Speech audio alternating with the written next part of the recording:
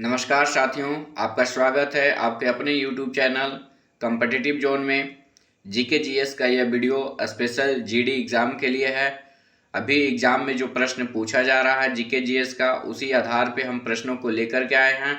तो चलिए हम प्रश्न को, सूक्ष्म अर्थशास्त्र को क्या कहा जाता है? ऑप्शन ए लाभ सिद्धांत, ऑप्शन बी हानि सिद्धांत, ऑप्शन सी मूल्य सिद्धांत, ऑप्शन डी व्यय सिद्धांत। तो सूक्ष्म अर्थशास्त्र को कहा जाता है मूल्य सिद्धांत। आपका सी राइट आंसर हो जाएगा। चलिए अगला प्रश्न है, इनमें से कौन सा शब्द देश में सरकार के एक से अधिक स्तरों के अस्तित्व को दिखाता है? ऑप्शन ए राजशाही, ऑप्शन बी एकतंत्र, ऑप्शन सी संघवाद, ऑप्शन डी लोकतंत्र। तो इस प्रश्न का राइट आंसर हो जाएगा ऑप्शन सी संघवाद। चलिए हम चलते हैं अगले प्रश्न की तरफ। अगला प्रश्न है, निम्न में से कौन सा संविधान संशोधन को मिनी संविधान के नाम से जाना जाता है? ऑप्शन ए पहला संशोधन, ऑप्शन बी 42वां संशोधन, ऑप्शन सी 61वां संविधान संशोधन, ऑप्शन डी 40वां संविधान संशोधन। तो इस प्रश्न का राइट आंसर हो जाएगा ऑप्शन बी 42वां संविधान संशोधन को मिनी संविधान के नाम से जाना जाता है। चलिए अगले प्रश्न की तरफ चलते हैं। अगला प्रश्न है हमारा, वर्धमान महावीर ने किस भाषा में शिक्षा दिए थे? यानी महावीर स्वामी ने किस भाषा में शिक्षा दिए थे? ऑप्शन ए है पाली, ऑप्शन बी है Hindi, option C Sanskrit, option D Prakrit. तो महावीर स्वामी ने प्राकृत भाषा में शिक्षा दिए थे। ऑप्शन डी आपका राइट आंसर हो जाएगा। हम अगले प्रश्न की तरफ चलते हैं। असहयोग आंदोलन की शुरुआत कब हुई थी? Option A 1920, option B 1930, option C 1922, option D 1913। तो इस प्रश्न का राइट आंसर हो जाएगा ऑप्शन ए 1920। तो चलिए हम अब अगले प्रश्न की तरफ चलते हैं। अगला प्रश्न है, आकाश में जो चांद देखते हैं वह क्या है? प्रश्न बहुत ही इजी है। ऑप्शन ए ग्रह, ऑप्शन बी तारा, ऑप्शन सी सूर्य, ऑप्शन डी उपग्रह। तो चांद जो है यानी चंद्रमा जो है एक उपग्रह है पृथ्वी का। तो ऑप्शन डी इसका राइट आंसर हो जाएगा।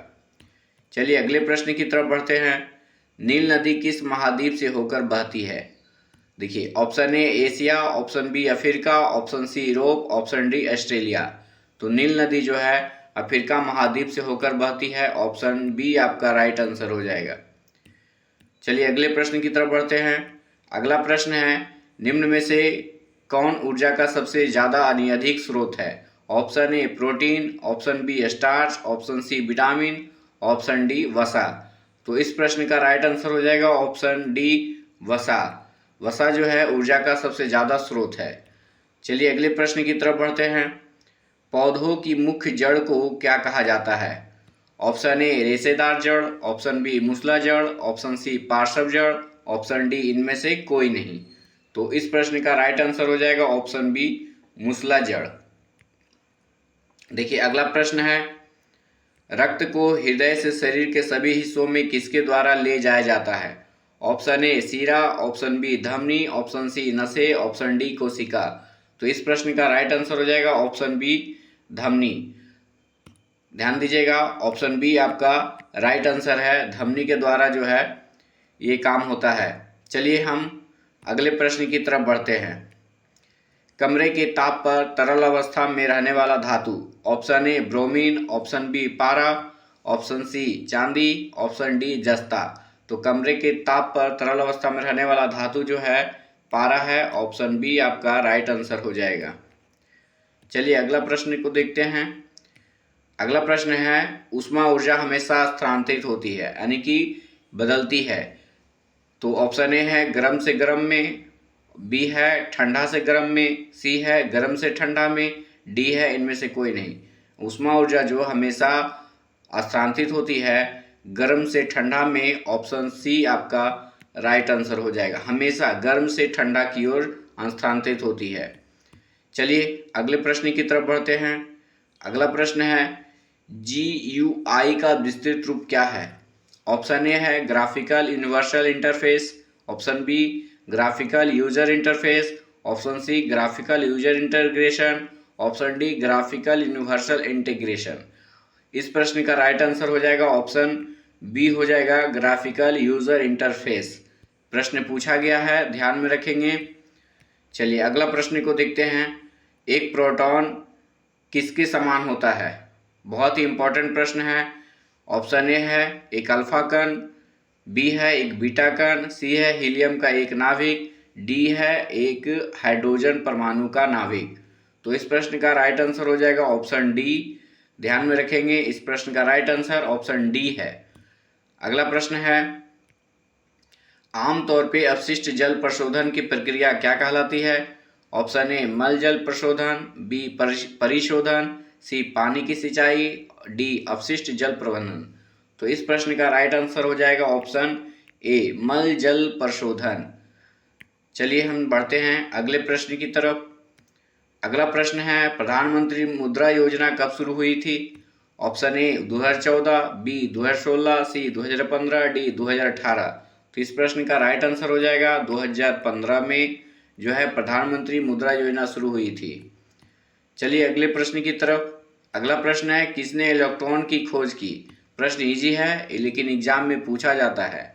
Option A Newton, option B J Thomson, C Rutherford, D Lavoisier. तो इस प्रश्न का राइट आंसर हो जाएगा Thomson, J Thomson. Option B आपका राइट आंसर है। चलिए बढ़ते हैं। मधुबनी कला किस राज्य से शुरू हुई? Option A Uttar Pradesh, B Bihar, C Kerala, D Madhya Pradesh. तो मधुबनी के जो है कला वो बिहार राज्य से शुरू हुई है। ऑप्शन बी आपका राइट आंसर हो जाएगा। चलिए अगला प्रश्न है, टॉम ऑफ सैंड के लेखक।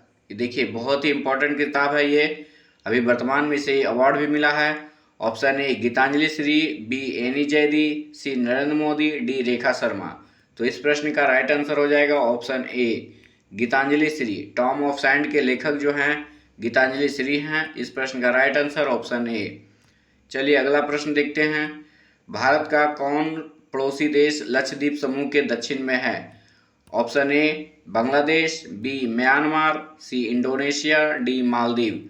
तो इस प्रश्न का राइट आंसर हो जाएगा ऑप्शन डी मालदीव।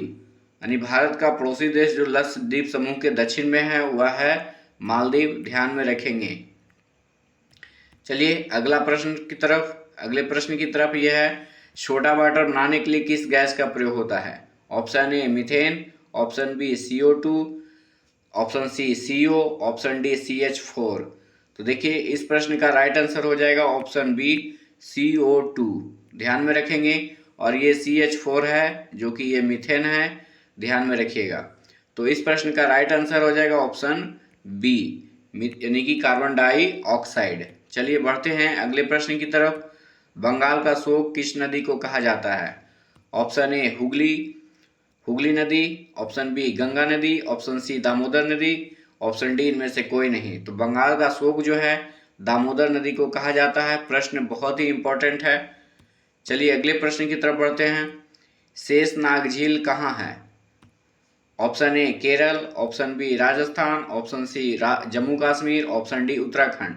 शेषनाग झील जो है जम्मू कश्मीर में है। ऑप्शन सी आपका राइट आंसर हो जाएगा। चलिए अगले प्रश्न को देखते हैं। अगला प्रश्न है, पंचायत का सदस्य चुने जाने का न्यूनतम आयु कितना वर्ष होता है? ऑप्शन ए 25 वर्ष, ऑप्शन बी 21 वर्ष, ऑप्शन सी 30 वर्ष, ऑप्शन डी 35 वर्ष। तो इस प्रश्न का राइट आंसर हो जाएगा ऑप्शन बी 21 वर्ष। पंचायत का सदस्य चुने जाने के लिए न्यूनतम आयु कितना होता है? तो 21 वर्ष। ऑप्शन बी आपका राइट आंसर हो जाएगा। चलिए अब आपका टोटल प्रश्न कंप्लीट हो गया है। फिर हम नेक्स्ट वीडियो में जीके जीएस के प्रश्न को लेकर के आएंगे।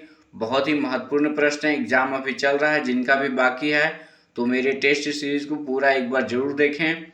चलिए मिलते हैं फिर नेक्स्ट वीडियो में, तब तक के लिए जय हिंद। अगर आप चैनल पे नए हैं तो मेरे चैनल को एक बार सब्सक्राइब करें, लाइक करें।